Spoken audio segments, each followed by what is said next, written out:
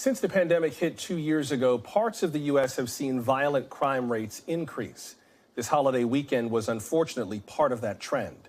There were at least 4 mass shootings in the United States, one in Portland, Oregon, another in Pittsburgh, and 2 in South Carolina, including the state capital, Columbia.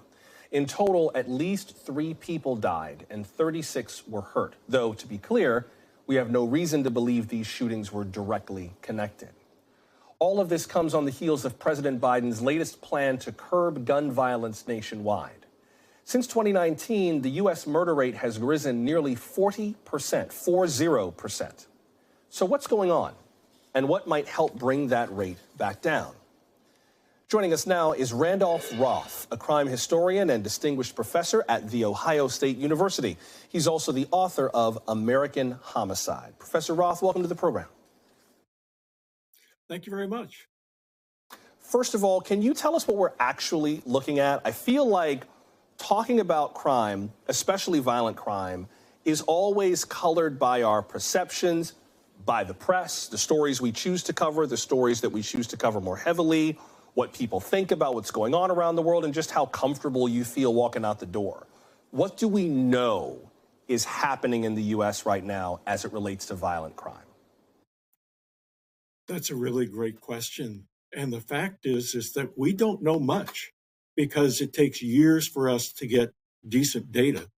And, when that data comes out for 2020 to 2022, a lot of it's going to be incomplete or inaccurate.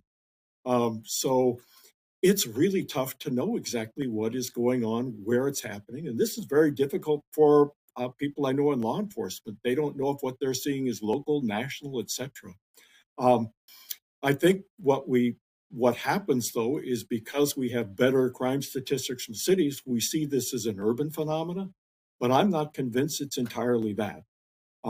This could be going on all across the nation. And certainly when we look at homicide trends since really the late 90s, we've seen a real rise in greater Appalachia with the drug epidemic, where it's associated with high levels of gun ownership, lack of opportunity.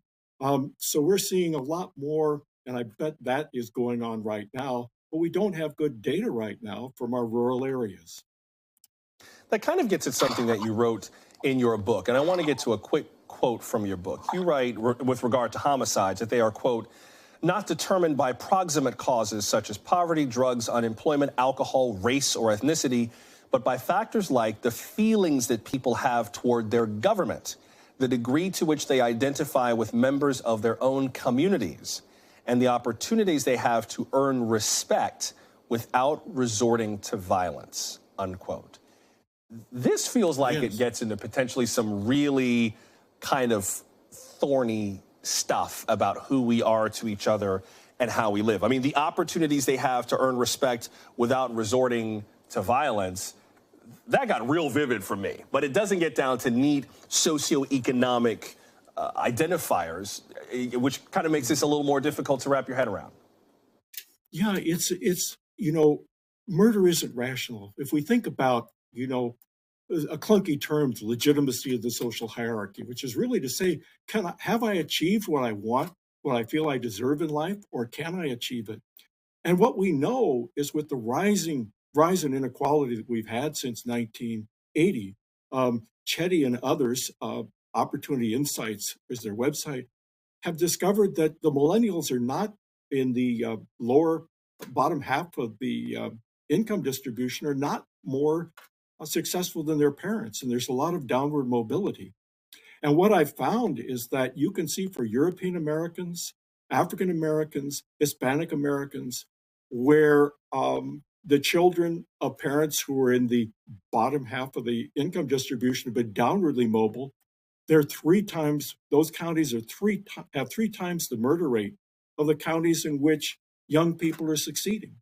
So where this inequality has really damaged the opportunities for people to be upwardly mobile, it's affecting not just African Americans, which is what you see in the press. It's affecting Hispanic Americans, European Americans, and leading to homicides. And when you're frustrated, you take it on your friends, neighbors, and acquaintances. You take it out on your intimate partners, and that's the sad thing. You're angry at the world, you're upset, um, and you take it out on those most close to you, Yeah. just for seemingly trivial reasons. Yeah. Can I? Does that make And sense? I do, by the way, it does. And I do want to.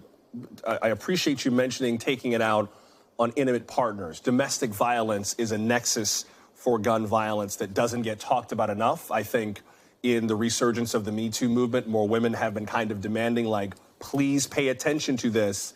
This is not just happening to happen side by side. And I think there's kind of a growing realization of that. A few other factors, one other factor in particular I wanted to get to, partly because depending on where you look, the numbers, you can pick any city and wonder whether crime is up or down. I mean, New Orleans had one of its deadliest weekends in a decade recently, and the murder rate there is up. But in Chicago, they've had a decline in 2022 versus 2021. And actually, Chicago police have had some success. They get a super bad rap. They've had some success in Chicago in terms of decreasing violent crime and homicides there. But one aspect that has been controversial there and elsewhere is police violence. How do police-involved shootings factor into our overall climate of gun homicides? Well, they factor very intensely, particularly when we think about legitimacy. We don't have data on this current crisis, I said, but we do have data on the 2015-2016 increase in violence that occurred in the wake of Michael Brown's tragic death. And that surge wasn't about drugs. It wasn't about a reluctance on the part of the police to keep policing. Colleagues have demonstrated, as we predicted, that the spike was greatest among young African Americans in cities where unarmed Black men had been killed. That fear and anger that young Black men felt, their hostility, defensiveness, it spills out into everyday life. So when they feel that they've been attacked by the police, targeted by the police, that anger they carry with them, and it leads to homicide. So yes, I think those police-involved shootings, where they go wrong, can have a real damaging effect on our society and its social fabric. Ohio State professor Randolph Roth. Professor, I appreciate you making time for us to explain all of this tonight. Thank you very much. Thank you. Thanks for watching our YouTube channel. Follow today's top stories and breaking news by downloading the NBC News app.